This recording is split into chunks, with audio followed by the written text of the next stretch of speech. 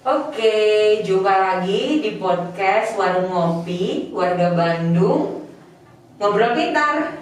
Kali ini dengan saya dari Pokja Remaja KPA Kota Bandung, dan hadir juga Saya Dewi, pengelola program Peduli Remaja di UPTD Puskesmas Garuda.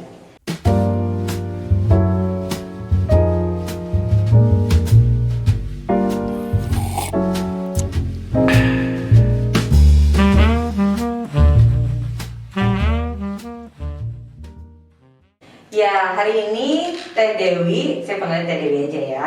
Teh Dewi, kita mau ngobrol-ngobrol nih sama teman-teman juga yang mendengarkan kita hari ini tentang pencegahan dan penanggulangan HIV di kelompok remaja. Oke, jadi kalau kita bicara remaja dan HIV tidak pernah bisa dilepaskan ya Teh ya. Karena ternyata memang data menunjukkan saat ini banyak remaja beresiko tertular HIV. Lalu data yang menunjukkan juga yang sudah tertular ternyata masih banyak yang berusia muda. Jadi kalau kita lihat data ini tentu kita khawatir ya Teh ya. Dan harapannya perlu ada langkah-langkah konkret yang bisa kita lakukan bersama, terutama dalam melakukan pencegahan dan penanggulangannya tadi. Betul. Kalau menurut Teh Dewi ya, sebenarnya kalau di kelompok remaja ini ya, kan ini luas ya, kelompok remaja ini juga ada yang sekolah, ada yang di luar sekolah. Lalu kalau dibilang apakah memang remaja itu sangat beresiko tinggi untuk tertular HIV, menurut Teh Dewi gimana? Oke, kalau yang tadi Kamawar bilang sih itu benar banget ya. Apalagi kalau sudah menyentuh yang namanya remaja, itu kayaknya dari A sampai Z itu macam-macam masalahnya. Kalau berbicara tentang masalah kesehatan remaja sendiri aja itu udah ya bisa dibilang ya udah luar biasa untuk di zaman milenial ini. Beda sama kita dulu ya zaman kolonial. Zaman siapa? Sama aja ya. Zaman Teteh kali, saya mah masih remaja. Oke. Jadi ya sebenarnya sih ada untungnya ya. Di zaman milenial ini anak-anak remaja memang banyak yang speak up juga gitu. Nah, untuk masalah kesehatan remajanya sendiri ya memang kita jadi banyak tantangan juga ya. Karena ya itulah banyak faktor.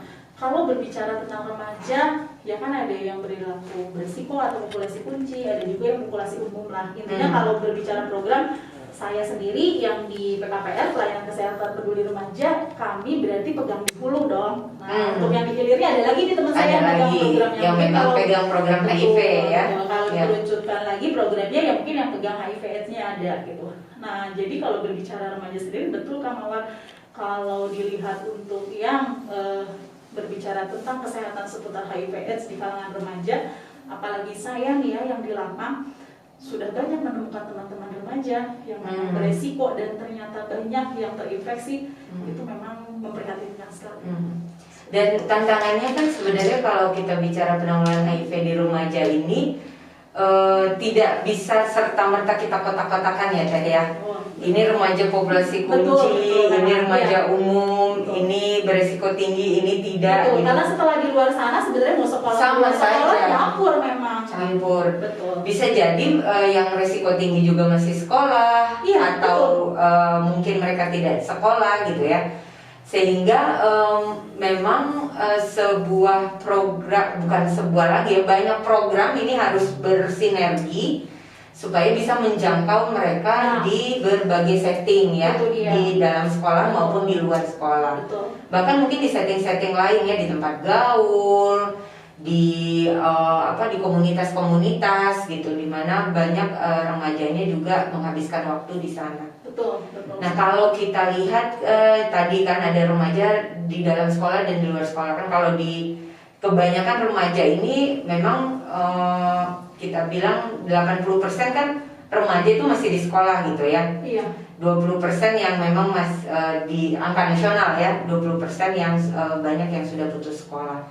Jadi dengan angka 80% ini harusnya harapannya mereka punya modal yang lebih lengkap ya, terutama mungkin terkait pengetahuan. Betul. Supaya bisa menjaga dirinya agar tidak tertular lah ya, minimal tahu apa sih penyebab seseorang tertular HIV, kemudian bagaimana caranya, sehingga dia bisa melindungi dirinya untuk tidak sampai melakukan perilaku beresiko itu. Betul. Itu kalau di sekolah ya Teh. Jadi kita mungkin kan ada UKS ya, punya ada UKS UKS di sekolah. ya. Yang Trias UKS-nya itu kan mencakup pendidikan kesehatan, di situ kan ada edukasi, betul kan, ada penyuluhan, kita bisa masuk tuh ke sekolah-sekolah.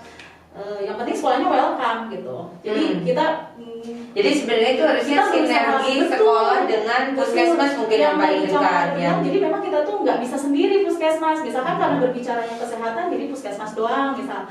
Karena di di lapangan sendiri itu kita butuh harus banyak integrasi, kolaborasi seperti itu. Jadi, kalau pengalaman Teh Dewi sendiri kolaborasi di dalam hal itu biasanya siapa aja sih yang terlibat? Nah, kan kalau berbicara tentang kolaborasi untuk di puskesmasnya sendiri kan kita ada lintas program terkait kan ya. Nah, terus kalau di lintas sektor terkaitnya yang di luar puskesmas itu kan bisa banyak ya, bisa sekolah, betul kan? Bisa dari aparat kewilayahan, kecamatan sebagai TPUKS kecamatan ya yang membawahi sekolah-sekolah di wilayah kecamatan, lalu juga bisa dari pihak kelurahan. Luas banget dan memang harus semuanya punya kepedulian dan kapasitas yang sama ya. Depak juga masuk gitu. Jadi memang segmennya sebenarnya bisa luas banget gitu. Iya. Dan punya perannya masing-masing ya sebetulnya ya. Betul. Tidak ada yang tumpang tindih. Jadi kalau kita bicara tentang remajanya sendiri, tadi usia sekolah dan terutama yang usia sekolah bisa kita harapkan untuk dijangkau lewat sekolah gitu. Tadi kita juga sepakat bahwa ini soal edukasi.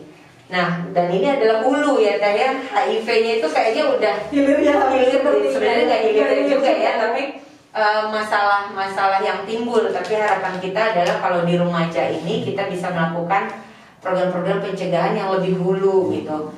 Nah, selain tadi soal edukasi tentang HIV-nya sendiri, sebenarnya kalau terkait perilaku ini harapannya juga remaja dibekali dengan PKHS ya Teh ya. Betul, pendidikan keterampilan hidup sehat. Nah, ini juga senjatanya program kesehatan ya sebenarnya ya, senjatanya program kesehatan dalam menangani program-program remaja.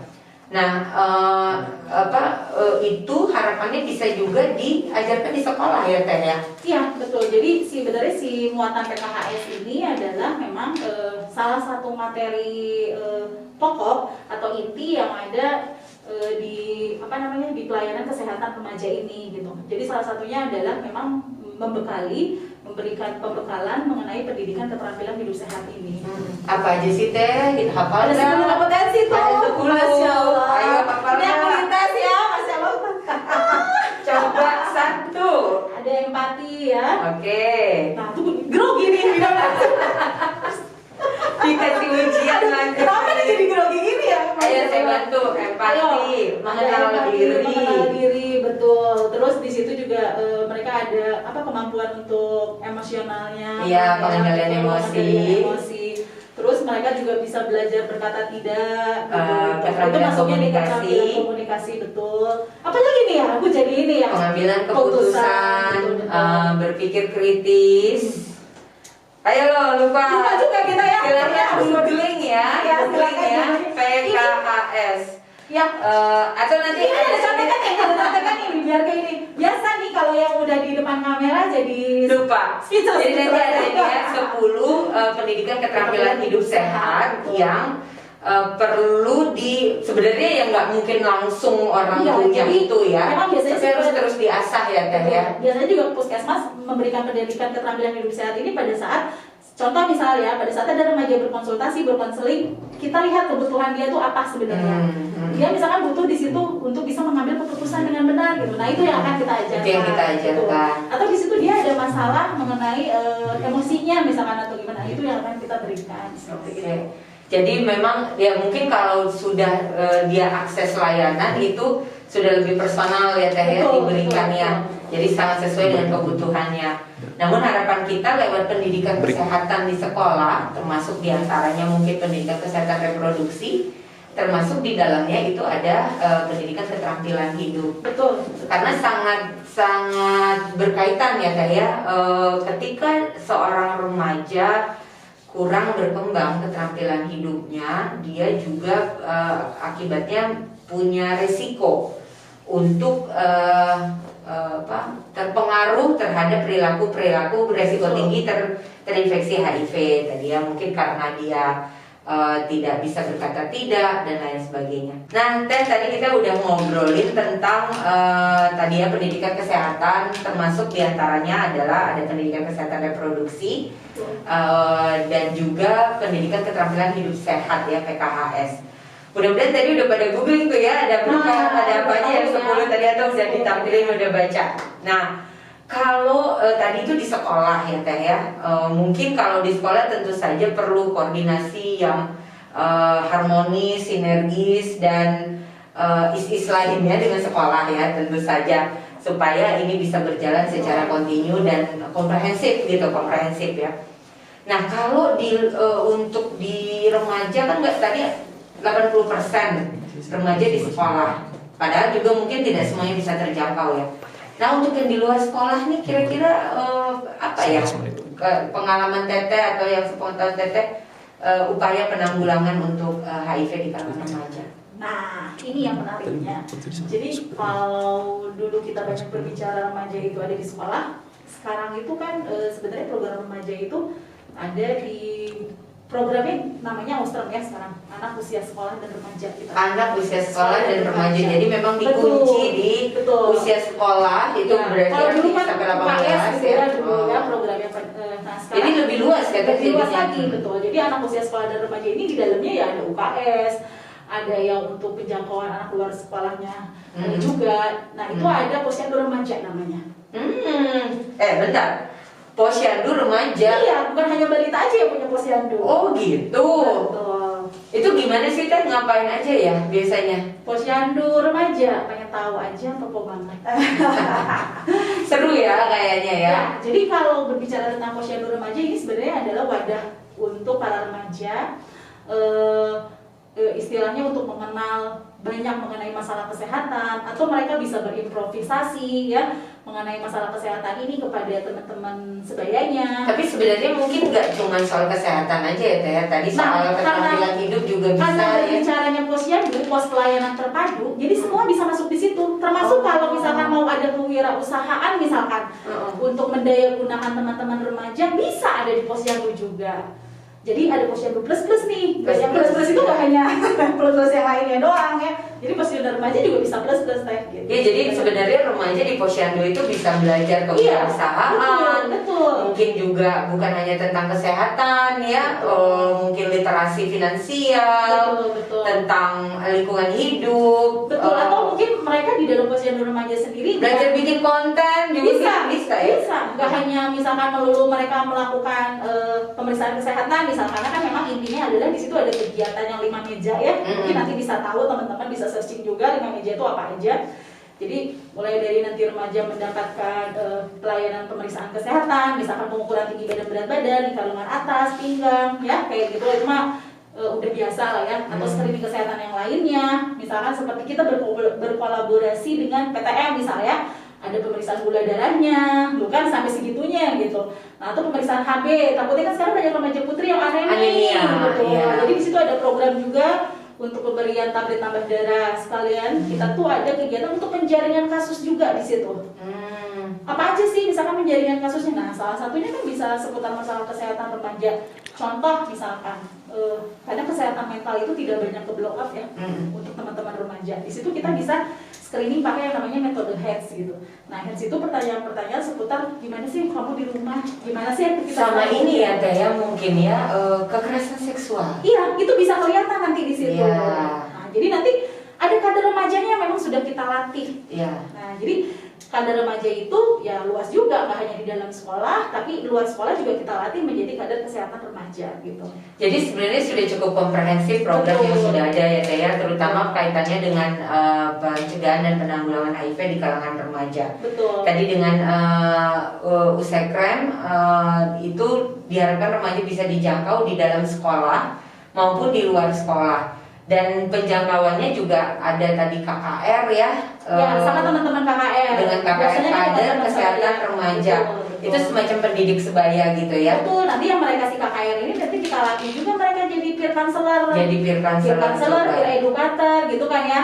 Jadi istilahnya teman-teman yang bisa memberikan konseling, teknik konselingnya mereka punya gitu. Nah itu skill-skill itu akan kita karena kan coba kasih. remaja itu sebenarnya paling dekat dengan remaja juga. Betul, gitu ya. jangkauannya dari mereka, termasuk saya pernah dapet Iya.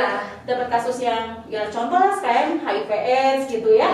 Ada juga dari kalangan teman-teman remaja memang yang memberikan rujukan gitu kepada kita. Jadi karena dia temennya atau Mereka jadi mau. diajak temennya Betul, untuk tes, betul. akhirnya bisa diketahui status Betul. HIV-nya ya. Jadi peer counselor ini Dan luar biasa. tahu status HIV itu penting banget ya Teh ya, karena biar bisa langsung mulai pengobatan. Pada gitu. saat seorang remaja sudah misalkan pernah melakukan perilaku beresiko dan dia tahu pentingnya bahwa untuk melakukan pemeriksaan atau screening, itu bisa membuat dia jadi lebih aware gitu yang pada akhirnya. Gitu. Jadi Teteh punya pengalaman nih, misalnya lewat penjangkauan ke remaja, mungkin tadi salah satunya lewat posyandu atau lewat kegiatan di sekolah, ternyata kemudian bisa membantu remaja-remaja untuk akses layanan kesehatan yang lebih mudah ya Teh. Betul, salah satunya kan posyandu remaja memang mendekatkan akses. Kebanyakan kan remaja takut, malu, misalkan dia datang ke puskesmas, misal aku udah woro-woro nih, aku bikin plang, yuk curhat di puskesmas gitu dengan bergaya bahasa yang bisa Remaja. mendekatkan gitu. Tapi yang mengakses kan ternyata 1, 2, 3 kalau yang memang mandiri gitu misal. Tapi ternyata setelah ada peer counselor, teman-teman remaja yang dilatih, mereka bisa bawa banyak si klien-klien remaja untuk berkonsultasi. Jadi luar biasa lah. Apalagi di posyandu remaja kita lebih dekat lagi ke masyarakat. Kita yang datang langsung ke sana gitu. Jadi remajanya tidak perlu, aduh kayaknya malu gitu ya kalau ke Betul. puskesmas ketemu gedung gitu ya, masuk Kadang kan gedung yang tidak terakomodir di sekolah juga misal gitu ya, Ya. karena mungkin kan keterbatasan juga SDM dari puskesmas, sehingga mungkin bisa dibantu sama kader yang ada di sekolah atau guru-guru UKS, tapi mungkin itu tidak cukup atau misalkan tidak bisa menjangkau seluruhnya, bisa juga mengakses kan di posyandu remaja gitu. Tapi saya punya satu pertanyaan Teh. Boleh nggak sih remaja itu datang ke puskesmas sendiri tanpa didampingi orang tuanya? Banyak, Oh banyak. ada. Bisa Jadi, ya? Iya, kami juga berharap sih begini. Banyak faktor kenapa remaja nggak mau diketahui oleh orang tua. Banyak faktor kan. Pertama takut. Jangan memang bermasalahnya dengan orang tua. Betul. Gitu. Pertama takut diketahui masalahnya karena masalahnya dengan orang tua juga. Atau mungkin orang tua memang nggak tahu gitu si anak remaja ini sudah seperti apa. Jadi minimal remaja biar speak up dulu, kita tahu masalah mereka. Nanti kita kan ada intervensi di situ. Kita harus Nggak ditanya itu Teh. memberikan kepercayaan dulu Mana kepada mama mereka. kamu gitu nggak ada. Karena di kita kan kebetulan kalau di Puskesmas Garuda kita punya layanan PKPR konseling remaja plus kita punya yang namanya psikolog. Kebetulan kita kerjasama sama psikolog Unpad. Oke, jadi untuk kesehatan mentalnya juga sudah bisa disediakan. Promosi nih Puskesmas Promosi ya. Garuda. Kita punya layanan psikolog ya. Mantap, jadi lengkap Iya, ya. betul. PKPR-nya ada, program HIV-nya ada, dan kalau mau berkaitan dengan kesehatan mental bisa langsung ke psikolognya. Dan kita punya garasi loh, gerakan anak dan remaja Andil beraksi. Di Keren Kita banget. satuin tuh teman-teman kader, jadi biar nggak terkotak-kotak mau sekolah, mau yang ada di luar di posrom itu, atau misalkan dari forum anak kan gitu ya, ada misalkan dari PKB ini, ada dari pikernya, misalkan genrenya, ayo kita bareng-bareng. Oke. Untuk mensehatkan, kalau di saya Kecamatan Andir, jadi untuk mensehatkan Kecamatan Andir. Oke, jadi kalau boleh agak sedikit merangkum apa yang kita obrolin sekarang ya, Teh Dewi, terkait dengan pencegahan dan penanggulangan HIV untuk remaja ini. Sebenarnya programnya sudah ada, kaitannya ada untuk program di sekolah, ada juga untuk di luar sekolah, lalu akses layanan kesehatannya juga sudah ada, bisa diakses langsung di puskesmas.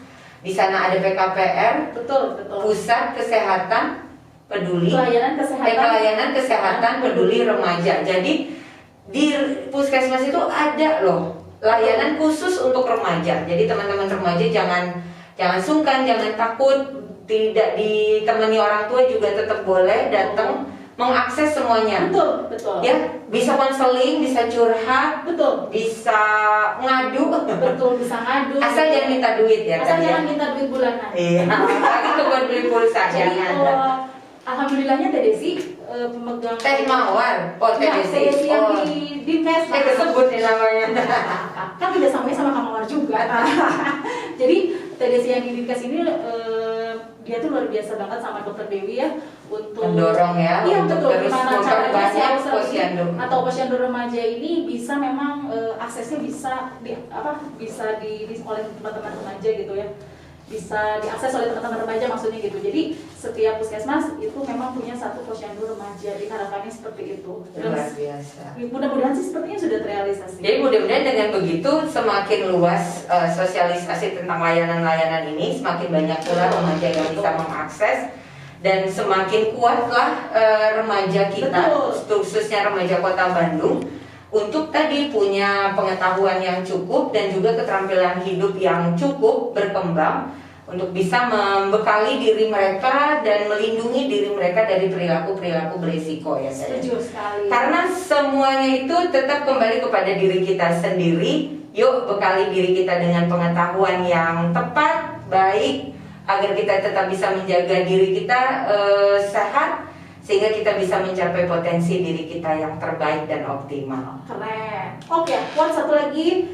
Kalau belum ada posyandu remaja di daerah kalian, minta sama puskesmas terdekatnya untuk dibuatkan posyandu. Kalau perlu demo. Kalau perlu, puskesmas senang banget kalau ada yang memang pengen dibuatin posyandu remaja. Karena kalau berbicara posyandu remaja kesannya kok puskesmas misalkan yang menginisiasi. Sebenarnya kita adalah sebagai fasilitator. Iya. Tapi inisiasi yang sebenarnya adalah itu harus dari masyarakat. KPM dong. Karena semuanya itu tetap dari Anda, oleh Anda, dan untuk Anda. Oke Teteh, kita tutup kali ini. Sehat. Semangat untuk jadi remaja sehat. Mudah-mudahan informasi ini juga bisa membantu berbagai pihak termasuk remaja sendiri untuk juga bisa melakukan aktif ya, partisipatif aktif untuk bisa menjaga dirinya sendiri. Bantu kami ya. Mantap. Oke Teteh, kita tutup obrol-obrol kita. Semoga manfaat buat yang mendengarkan dan yang melihat kita hari ini. Dan juga semakin tergelitik ya untuk mau melakukan lebih banyak lagi hal lebih untuk Kota Bandung. Salam sehat.